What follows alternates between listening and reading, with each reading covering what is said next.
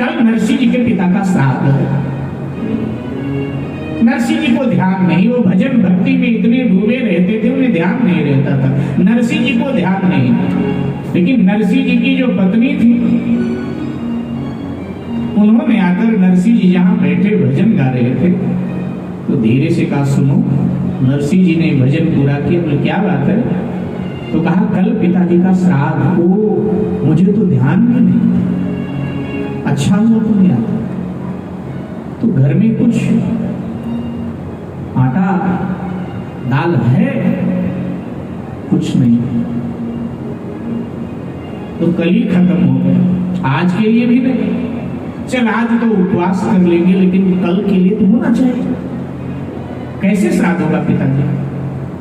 तो कहा, जी प्रबंध करो कहीं से, पिताजी का श्राद्ध होना चाहिए, अन्यथा बड़े भैया के यहाँ श्राद्ध होगा और हमारे घर में श्राद्ध नहीं होगा। पिता की आत्मा को बड़ा दुख होगा कि बड़े बेटे ने मेरा श्राद्ध किया और छोटे बेटे ने मेरा श्राद्ध नहीं किया। और ध्यान दीजिएगा, ये श्रुति कहती है, ये शास्त्र कहता है, एक पिता के 4 बेटे हैं, एक साथ रह रहे हैं तो एक श्राद्ध होना चाहिए। लेकिन अगर चारों 4 जगह पर रह रहे हैं तो 4 श्राद्ध होने चाहिए। तो कहा कि बड़े भैया के घर श्राद्ध होगा, हमारे घर श्राद्ध नहीं होगा, पिताजी की आत्मा को बड़ा दुख होगा, इसलिए कहीं से उधार ले आओ, फिर दे देना।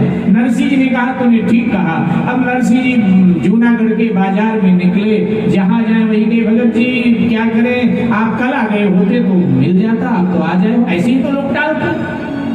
अब नरसिंह जी भटकते भटकते नरसिंह जी को शाम हो गई। उदास मन कुटिया की ओर लौट रहे थे कि नरसिंह जी का भाई बंसीधर मिल गया। वो बाजार में आया था सामान खरीदने के लिए। तो बड़े भैया को देखा, नरसिंह जी ने दौड़ करके प्रणाम किया। अब भाई को थोड़ा प्यार तो था ही भाई से। नरसिंह जी को उसने चरणों से उठाकर हृदय से लगाया और कहा, कहाँ भटक रहा है तू? तो कहा कि भैया कल पिताजी का श्राद्ध है और घर में कुछ है नहीं, तो आया था कि कोई सेठ साहूकार उधार दे दे कुछ, तो पिताजी का तो श्राद्ध हो जाए और फिर बाद में उधार देंगे। तो कहीं मिला नहीं, बस इसीलिए मन उदास है कि कल श्राद्ध कैसे होगा। तो बंसीधर ने कहा, अरे इसमें उदास होने की क्या बात है? सुन, कल पत्नी और अपने बच्चों को लेकर के घर पे ही आ जाना, एक साथ श्राद्ध नहीं करेंगे। और जब पिताजी देखेंगे मेरे दोनों पुत्र एक साथ श्राद्ध कर रहे हैं तो पिताजी की आत्मा को और प्रसन्नता होगी। इतना छोटा दिल क्यों करता है? आखिर मेरा ही भाई है बाबू, कल आ जा। तो नरसिंह जी ने कहा, ठीक है भैया। बड़े प्रसन्न हुए, आकर के अपनी पत्नी से बोले कि देख, भाई भाई ही होता है, भाई भी मेरा क्या करे, भौजाई से थोड़ा वो परेशान रहता है और मुझे मिला तो उसने ऐसे से कहा कि आ जाना, वहीं इकट्ठे श्राद्ध करेंगे, तो कल जल्दी तैयार हो जाना, बच्चों को तैयार कर लेना, वहीं चलेंगे और वहीं श्राद्ध करेंगे। नरसिंह जी की पत्नी भी प्रसन्न हुई थोड़ा। मेरे भाई बहन, इधर बंसीधर भी सामान लेकर घर गया तो उसकी पत्नी ने पूछा, जी बड़े देर में आए, क्या हुआ? उसने कहा, जी वो नरसिंह मिल गया था, बड़ा उदास था, कल पिताजी का श्राद्ध है, उसके पास कोई सामान आदि है नहीं, कहीं उधार लेने के लिए भटक रहा था, किसी ने उधार दिया नहीं, मुझे मिला, तो मैंने कहा कि भाई वहीं आ जाना और दोनों भाई एक साथ श्राद्ध करेंगे। जैसे इतना कहा वो भड़क उठी, उसने कहा, एक साथ श्राद्ध करेंगे? ये कैसे कह दिया तुमने? ठीक है, तो भाई को ही बुला करके घर में रखो, मैं तो चली। उसने कहा, अरे कहाँ चली? तो ये पुरानी धमकी बहनों की होती। उसने कहा, कहाँ चली? अपने मायके में जाऊंगी। और कहाँ जाऊं? मैं तो जा रही। झगड़ गई बुरी तरह से बंसीधर से उसकी पत्नी। कई होती हैं, बस सुबह लगी तो शाम तक, नींद आ गई तो आ गई, नहीं आई तो फिर बड़बड़ बड़बड़ बड़बड़, घर में क्रांति मचा के रखो। एक पति को सुबह सुबह जल्दी नहीं जाना था तो रात में उसने अपने पत्नी से कहा, सुन क्या है, आज सुबह मेरे शर्ट पर थोड़ा प्रेस लगा देना, मुझे थोड़ा जल्दी कहीं जाना है। सुबह जाना है ना, इसी टाइम तो नहीं जाना, नहीं इस टाइम तो नहीं, फिर इसी टाइम क्या आदेश कर रहे हो? कर दूंगी सुबह। अब सुबह वो नहा धो करके और अगरबत्ती आदि जल्दी जल्दी दिखाया पूजा घर में, और फिर देखा कि वो तो मस्त है, तो उसने फिर कहा ध्यान नहीं है क्या, मैंने रात को कहा था थोड़ा प्रेस पर थोड़ा प्रेस मार दो शर्ट पर, मुझे जल्दी हो रही, जाना है। एकदम बिगड़ गई, प्रेस मार दो क्या क्या करूं? तुम्हारा घर संभालू, तुम्हारा परिवार संभालू, तुम्हारे बाप को संभालू, तुम्हारी माँ को संभालू, तुम्हारी बहन को संभालू, तुम्हारे बच्चों को संभालू, चूल्हा चक्की संभालू, क्या क्या संभालू? तो आदमी ने धीरे से कहा अपनी जुबान संभाल ले, बाकी सब समझ ले। जुबान संभाल अपनी, बाकी तो सब समझ ले। कई होती है कर्कश। तो बोलने लगी नरसी आएगा तो मैं जाऊंगी, और ये मत समझो कि जाके लौटूंगी, तो मैं तो वहीं मायके में रहूंगी। अब उसको लगा कि यार नरसी को लेके हमारे घर में झंझट चल रही है। उसने कहा तू यहीं रहा, नरसी नहीं आएगा, मैं मना करा। अब बंसी धराया, नरसी जी की झोपड़ी के पास आवाज लगाया, नरसी जी बाहर बैठो। जी भैया क्या बात है? नरसी बुरा मत मानना, देख तू मेरा भाई है, और भाई होने के नाते तेरा दुख दर्द मैं समझ सकता हूँ, और अपनी भाभी से तो तू परिचित है, वो तो समझ नहीं सकती। अगर तू आएगा तो जाएगी, इसलिए मत आना, अब जैसे मर्जी वैसे तू श्राद्ध कर ना कर तेरी इच्छा, लेकिन आना नहीं, हमारे घर में बखेड़ा प्रारंभ हो जाएगा। तो नरसी जी ने कहा भैया मैं ऐसा कोई काम नहीं करूंगा कि मेरी वजह से भाभी को तकलीफ हो, आपके घर में बखेड़ा हो, ऐसा कोई काम नहीं। वो आ गया, नरसी जी आंखों में आंसू भरे भरे आए कुटिया में। पत्नी ने कहा क्या हुआ, भैया आए थे क्या, कुछ तीखा बोल गए? बोले नहीं भैया तीखा नहीं बोल गए, भैया तो भाभी का संदेशा देने आए थे कि मैं भैया के घर में जाऊंगा तो भाभी घर छोड़कर चली जाएगी। आंसू आ गए नरसी जी की आंखों में। तो नरसी जी की पत्नी ने कहा इसमें रोने की क्या बात है? नहीं इस बात के लिए नहीं रो रहा हूं कि भाभी ने ऐसे बोला, मैं रो इसलिए रहा हूं कि पिताजी का श्राद्ध कैसे होगा। दिन बीत गया, रात ही है। तो इतने में बात करते करते अचानक नरसी जी के पत्नी का हाथ अपनी नाक पर चला गया, कहीं खुजली हुई तो नाक पर हाथ गया, और नाक पर हाथ गया तो नथनी पड़ी थी नाक में।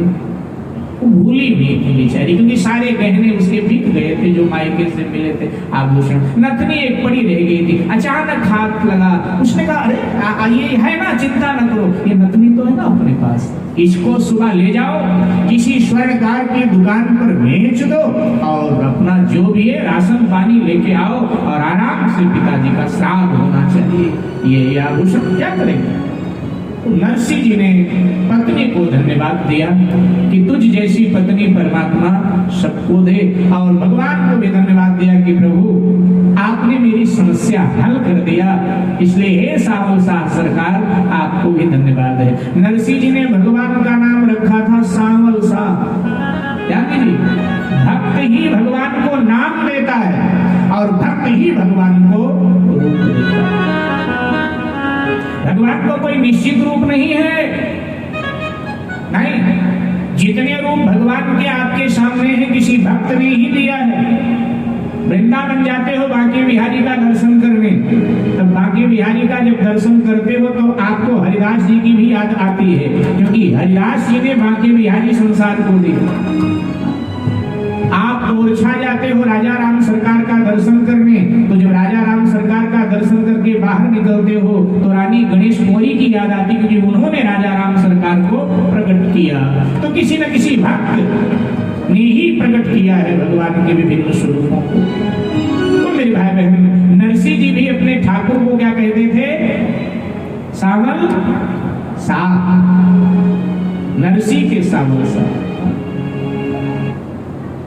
अब आने मिलो भगवान, बहुत दिन बीत गए, आने मिलो भगवान, बहुत दिन बीत गए। ये नरसी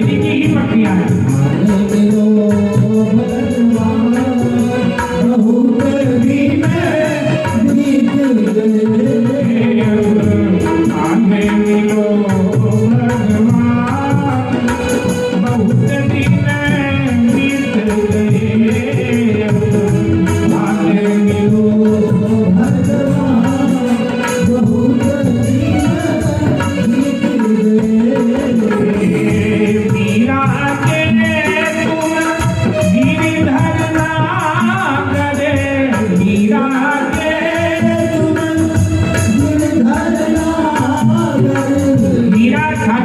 गिरधर नागर पे मीरा के प्रभु गिरधर नागर मीरा के प्रभु गिरधर नागर तुलसी के सिया राम बहुत दिन बीत गए तुलसी के सिया राम मीरा गिरधर कहकर बुलाती है तो तुलसी जी सियाराम जी कहकर बुलाते हैं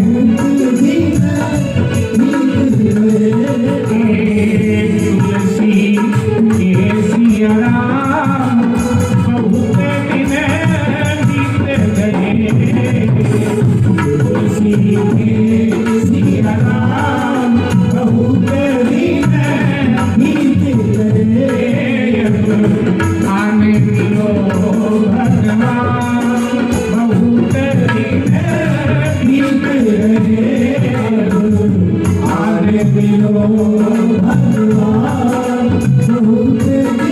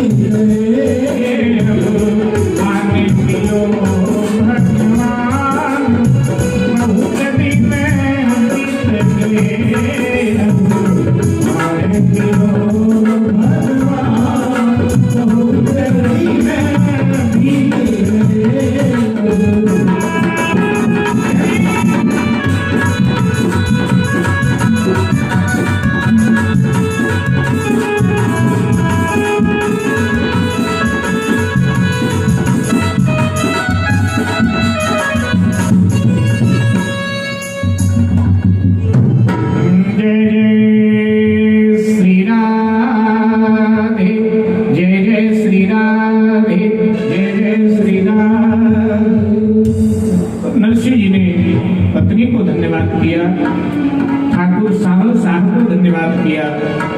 रात बीती, प्रातः काल हुआ, वो नथनी उतार करके उनकी पत्नी ने उनको पकड़ाया। इसी को पत्नी कहते हैं।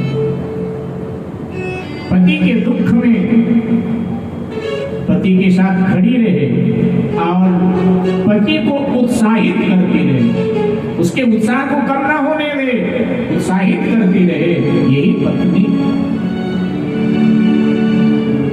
मेरे भाई बहन, नथनी उतार करके दिया और नरसिंह जी बाजार में लेकर के गए, नथनी बेच दिया,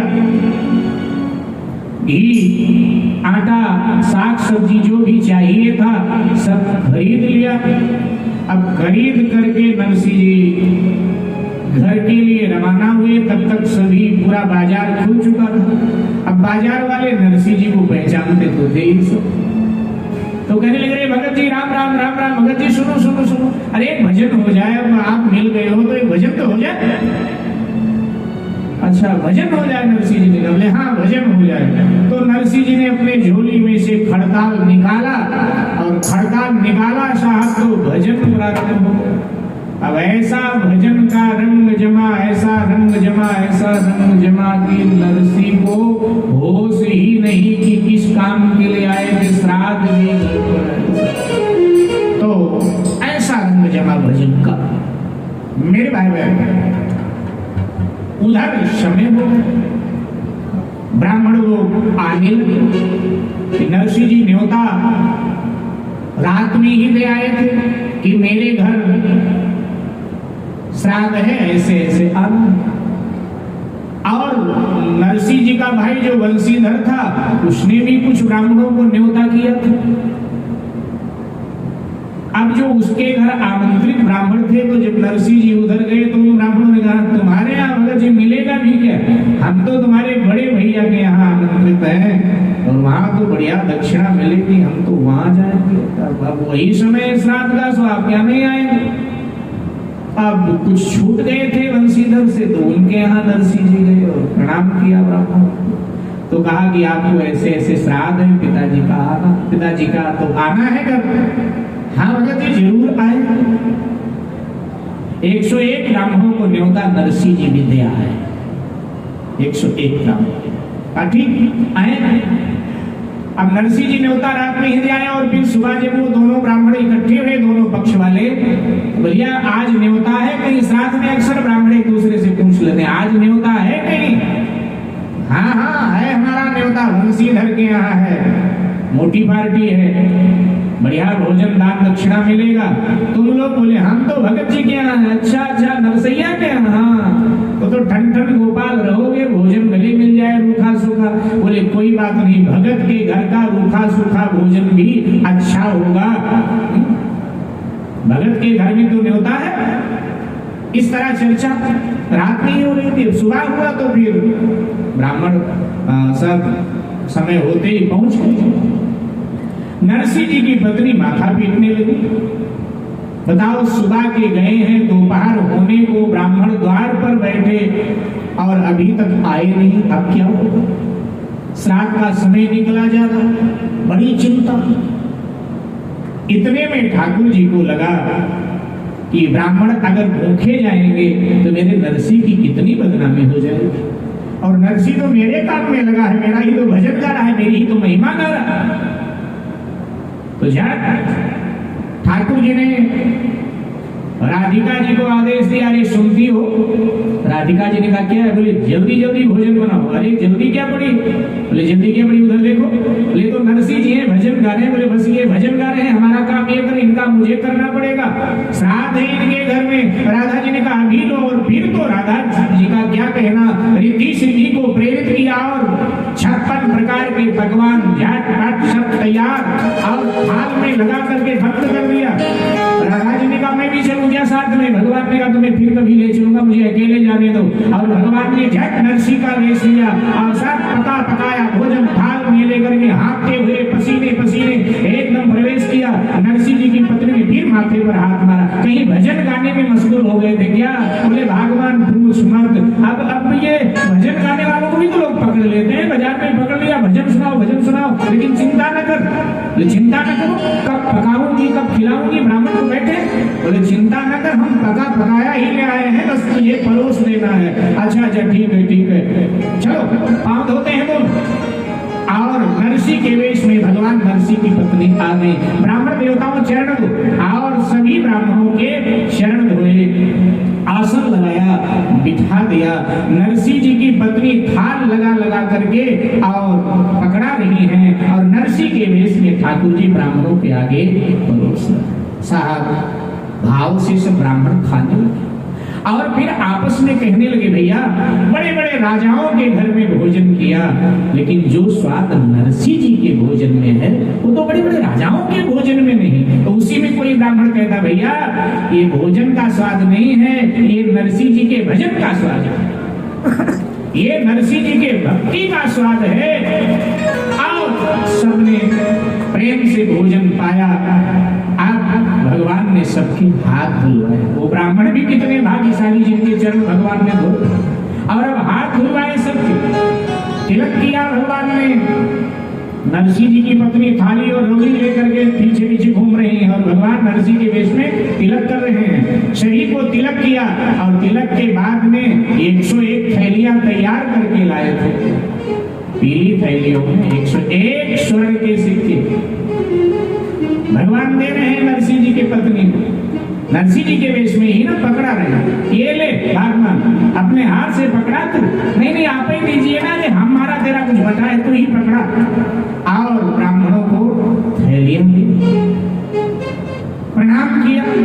ब्राह्मण लोग आशीर्वाद देते हुए बाहर निकले। उधर बंसीधर के यहाँ से भी ब्राह्मण लोग भोजन कर करके निकल रहे थे, बड़े अकड़े हुए, कुर्ते का कॉलर ऊपर करके आ रहे थे। तो नरसी जी वालों से पूछा, क्या मिला भगत जी के घर? बोले तुम अपनी बताओ, तुम्हें क्या मिला बंसीधर के यहाँ? बोले स्वर्ण का 1 सिक्का। बोले बस? बोले हाँ। बोले हमें स्वर्ण के 101 सिक्के। बोले झूठ बोलते, बोले ये थैली लो, गिन लो। ओ राम, ये इतना कहाँ आ गया नरसी के बाद? बोले भैया हम तो सुनते आ रहे हैं, कोई सांवल सा है नरसी जी का चेला, और सारे काम नरसी जी के वही करता है, कोई सांवल सा है। नरसी जी की जय जयकार। ब्राह्मण सब अपने अपने घर चले गए। उधर बजे जब दोपहर के 3 बजे तो व्यापारी कहने लगे, नरसी जी अब तो क्षुधा सता रही है, भजन बंद करो, अब हम लोग भोजन करेंगे, आप भी जाओ। और जब भजन बंद किया तो नरसी जी को अचानक ध्यान आया कि बाप रे ये क्या हुआ, पिताजी का श्राद्ध था, क्या गुजरी होगी घर पे। ब्राह्मण तो बेचारे उदास हुए होंगे। नरसी जी एकदम बहुत परेशान, पसीना शरीर से निकल रहा है, हाँफ रहे हैं, दौड़ रहे हैं, और थक जाते हैं, फिर धीरे धीरे फिर दौड़ते हैं, और दौड़े दौड़े आए। नरसी जी की पत्नी भी भोजन कर चुकी, दौड़े दौड़े आए। बोले अरे भगवान क्या गुजरी? एकदम हड़बड़ा के उठी। बोले इतने क्यों हड़बड़े? अरे अभी अच्छा भला तो भोजन करके सोने गए थे दूसरी झोपड़ी में, और आप क्या हो गया? ये हाथ क्यों रहे? बोले मैंने तो पानी नहीं पिया, तो कह रही भोजन करके। अरे क्या हो गया आज आपको? दिमाग खराब है आपका क्या? मेरे साथ ही तो तुमने भोजन किया। ये पत्थरों का ढेर कैसा? हद हो गई। अभी तो 101 ब्राह्मणों को आपने जिमाया है, दक्षिणा दिया है, ये बचा भोजन भी रखा है, पका पकाया आप लाए थे, क्या हो गया आपके दिमाग को? नरसी जी ने कहा, मैं पका पकाया भोजन लाया? और क्या? ब्राह्मण सब जीव कर आशीर्वाद देकर गए हैं। और तब नरसी जी के आंखों में प्रेमाश्रु बहे। बोले मैं नहीं आया भगवान, मैं तो बाजार में भजन गा रहा था, जिसका मैं भजन गा रहा था वो नरसी बनकर आ गया। अरे तू मुझसे कहीं अधिक भाग्यशाली है कि तुझे वो दर्शन दे गया नटखट, और मेरी आंखें आज भी उसके दर्शन के लिए तड़प रही हैं। तू धन्य है, धन्य है। तो भगवान अपने भक्तों का काज संवारते हैं। आइए कुछ क्षण हरि नाम का आश्रय लेकर अगले प्रसंग में भाव से प्रवेश करते